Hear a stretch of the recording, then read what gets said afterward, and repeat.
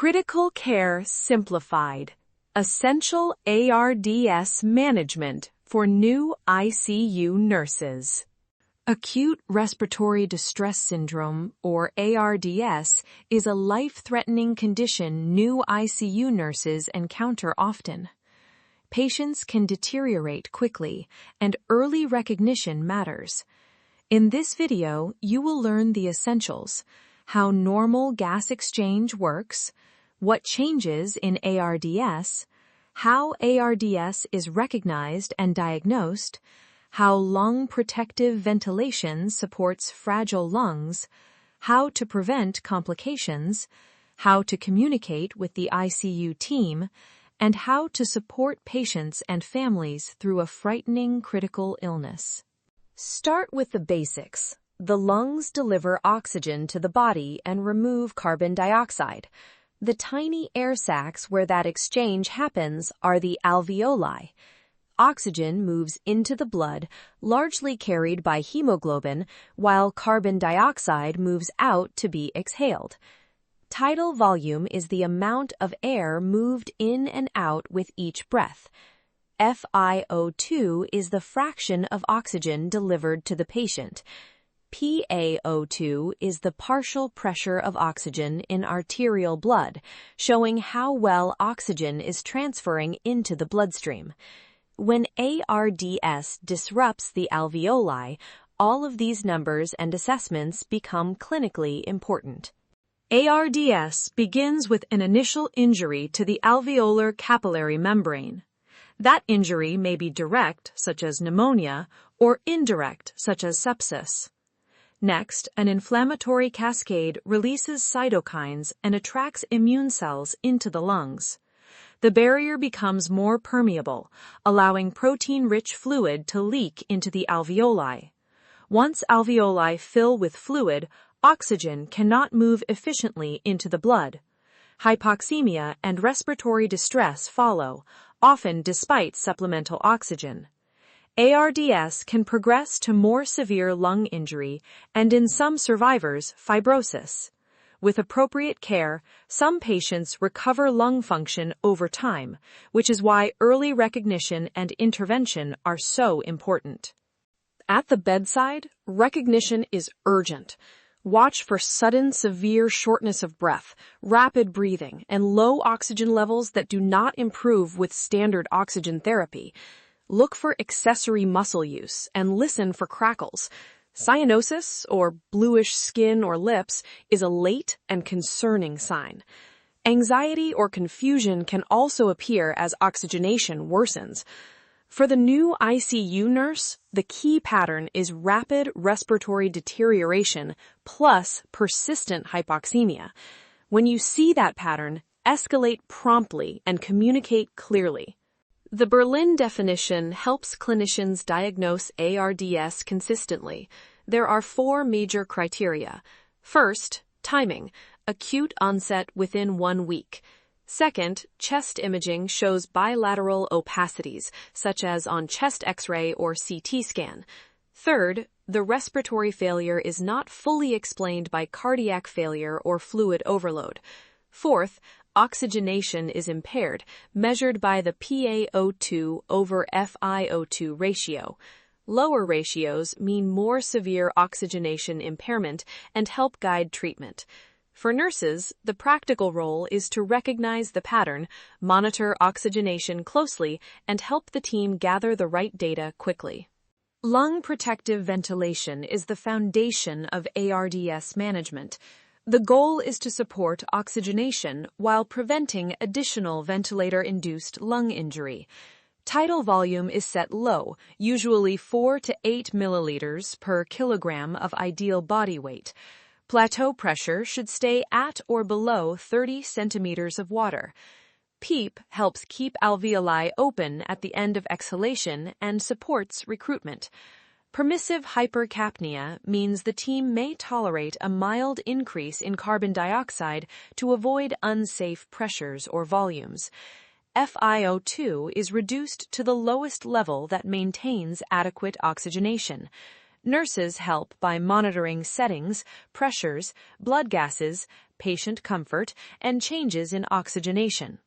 A safe ventilator setup follows a structured approach. Confirm ideal body weight using height and gender. Set the initial tidal volume starting at the lower end of the 4 to 8 milliliter range. Set initial PEEP and FiO₂ according to ARDS protocols. Monitor plateau pressure and keep it at or below 30 centimeters of water. Assess the patient response using arterial blood gases, oxygenation, and comfort. Titrate settings with the respiratory therapist and provider. Then review and communicate all settings and patient data regularly.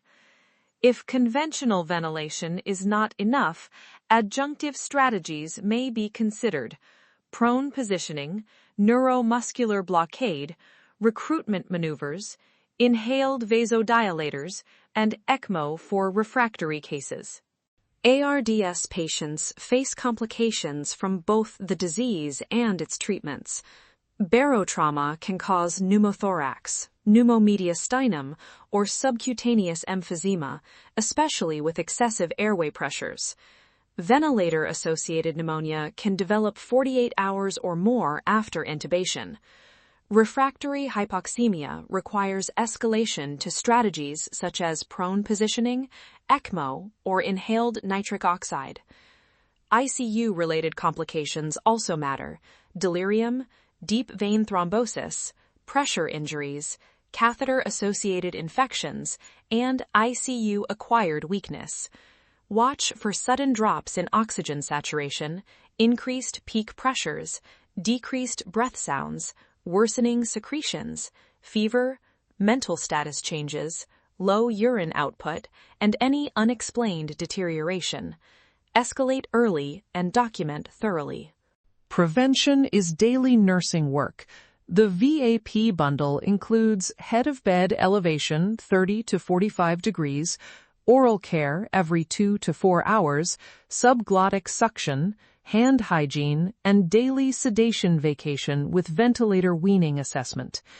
The ABCDEF bundle supports delirium prevention and recovery. Assess pain, both spontaneous awakening and breathing trials.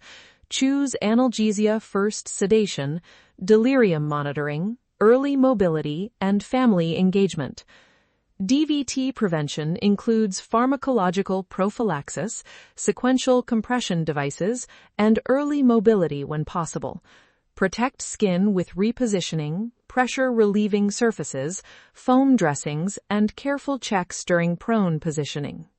ARDS care is team care. The intensivist oversees medical management and goals of care. Residents or fellows manage daily orders and bedside issues. ICU nurses provide continuous monitoring, care delivery, and communication. Respiratory therapists manage ventilators, airway care, and weaning trials. Pharmacists support medication safety. Therapists, dietitians, social workers, chaplains, and case managers each contribute to recovery and support. Use SBAR to communicate concerns, situation, background, assessment, and recommendation. For example, the situation is a falling oxygen saturation. The background includes ARDS day, FiO₂, PEEP, tidal volume, and plateau pressure. The assessment is your concern, such as pneumothorax or mucus plug. The recommendation is what you need now. ARDS is not only a physiological crisis, it is a human experience filled with fear, uncertainty, and trauma. Even sedated or ventilated patients may hear and feel, so speak to them and explain what you are doing. Families need regular, honest, compassionate updates. Use plain language. Say breathing machine instead of ventilator when that helps understanding. Use the patient's name. Deliver difficult news privately. Allow silence. Acknowledge emotion without making false promises. Encourage appropriate family engagement, such as talking to the patient or offering gentle touch. Prepare families for post-ICU syndrome, including physical weakness, cognitive changes, anxiety, depression, PTSD, and effects on families. Here are the essentials. ARDS is life-threatening, but it is manageable when identified and treated promptly. New ICU nurses play a central role in recognition, monitoring, ventilator safety, complication prevention, communication, and compassionate support. Evidence-based practices matter. Lung protective ventilation, prone positioning when indicated, the VAP bundle, the ABCDEF bundle, DVT prevention, and structured SBAR communication. Just as important is the human element. Patients and families need dignity, clarity, emotional support, and preparation for recovery. Stay curious, stay compassionate, and stay competent. Like, subscribe, and share. Stay curious, stay compassionate, stay competent.